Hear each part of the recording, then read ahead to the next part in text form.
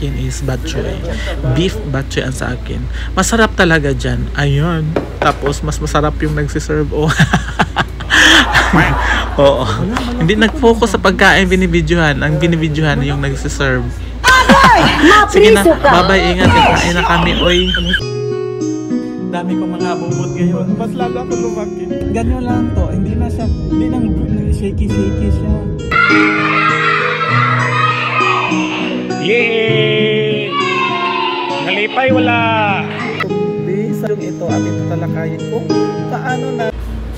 Hello mga besh, adi in my life as OFW sa bansa ng mga Arabo na kung saan may nainggit na kasama at ako'y siniraan. Besh, for today's video besh, pumunta kami sa La Paz, bok choy. Besh, nagyaya kasi si Sir Steve at nang libre sa amin. Kaya pumunta kami agad, hindi na kami nagpatumpik-tumpik pa, nag-oo kami agad kasi mga gutom kami at patay gutom din kami. Ayan besh, yan ang La Paz bok choy besh. Napakasarap yung mga pagkain nila besh. Ang sa akin besh, ang in-order ko niyan besh is La Paz bok choy lang talaga. La Paz bok choy lang talaga besh kasi nakakain ako. Yan, paakit na kami niyan besh. Gutom na gutom ako niyan besh. Kahit nakakain ako besh. Pero ano kasi yon ang iniisip ko kasi ang bok choy kasi matagal na ako hindi nakapag bok choy.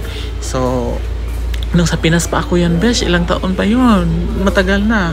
So yan, napakaganda pala doon, yung malawak or maluwang yung area, basta napakaganda. Tuwing weekend sila besh, meron silang live band dyan, pwede kayong magkanta-kanta, magkaraoke dyan.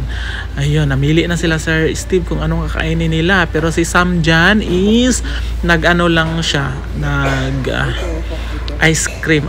Ice cream hindi. Halo-halo pala. Halo-halo ang sa kanya. Sa akin is bok choy. Beef bok choy ang sa akin. Masarap talaga dyan. Ayun. Tapos, mas masarap yung nagsiserve. Oh. Oo.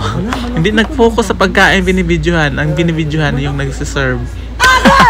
Sige na. Bye-bye. Ingat. Kain na kami. Oy. Yun, oh. Sarap niyan. Bala kayo dyan. Basta masarap talaga.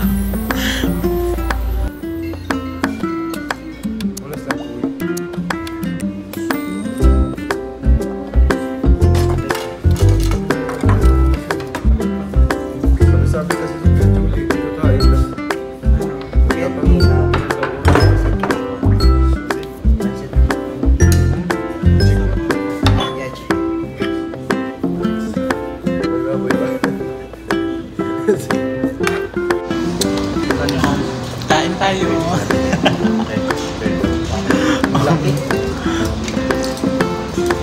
Bakit sa? Kain po. Kain po. Welcome to the vlog. Ha? Kaya ayaw i-upload. Bakit? Sarap. Masarap.